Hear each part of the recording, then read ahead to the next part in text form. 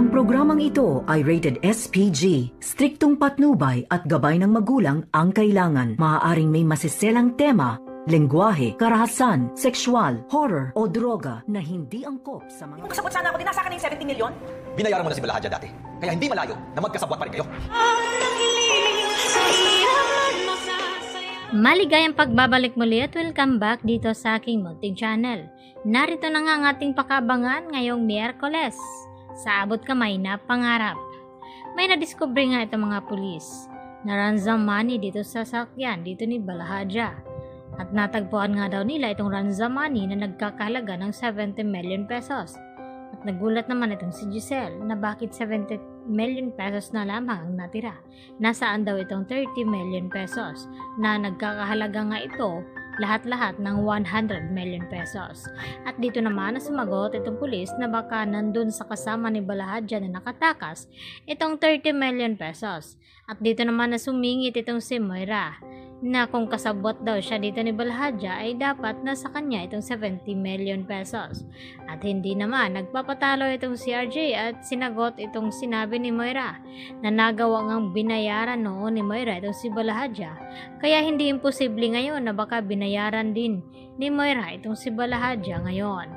At hindi na nga nagtagal ay tila lumala pa itong pagtatalo dito nila Moira at Giselle at RJ. Hanggang sa umalis na lamang itong si Zoe dahil patuloy pa rin silang nagtatalo. At dito naman na naabutan ni Lynette na nag-iisa itong si Zoe at umiiyak. At dito niya nga tinanong ito na kung bakit. At dito rin na sinabi ni Zoe na magulo na nga daw itong kanyang pamilya ngayon. At tila nahihirapan na nga intindihin ni Zoe. Subalit ay hindi naman iyon ang totoo dahil alam ni Zoe na nakonsensya siya sa nangyari dito kay Don Pepe. Dahil siyang dahilan na kung bakit nasa kritikal na kalagayan ngayon itong si Lolo Pepe dahil sa ginawa nitong pagtulak sa bangin.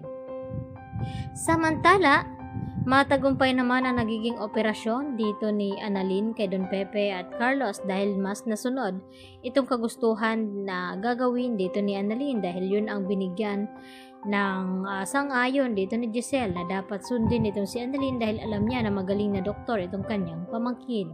At dito nga na nakalabas itong sina Carlos at Annalyn at Doc Lyndon sa emergency room at ibinalita tagumpay nga itong operasyon. Subalit hindi pa nagkamalay itong si Don Pepe at may posibilidad na kapag nagkamalay ito ay baka wala na itong matatandaan. At dito naman na sinabi dito ni Annalyn na pangsamantala lamang iyo dahil babalik itong mga alaala ni Don Pepe at para na rin daw malaman nila kung sino ba daw talaga ang nagpakidnap kay Don Pepe at tumulak sa kanya sa bangin. At tila dito naman na kinakabahan itong si Moira at Zoe.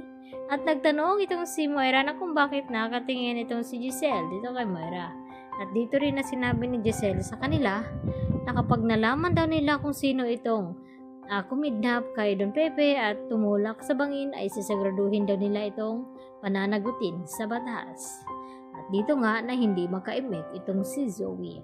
Samantala, dinalaw nga dito ni Annalyn ang kanyang Lolo Pepe at masinsinan na kinakausap na dapat daw ay lumaban dahil para malaman nila kung sino ba talaga may pakana ng lahat at kung aksidente nga bang nahulog itong si Don Pepe o tinulak siya doon. At pinisil-pisil naman ni Don Pepe itong mga kamay ni Annalyn kaya nagulat ito. At ang kasunod nito ay itong si Carlos. At dito na binulungan itong si Don Pepe na sana daw ay hindi na lamang nalaman ni Don Pepe itong sekreto ni Carlos. Hindi sana magkaroon ng aberya.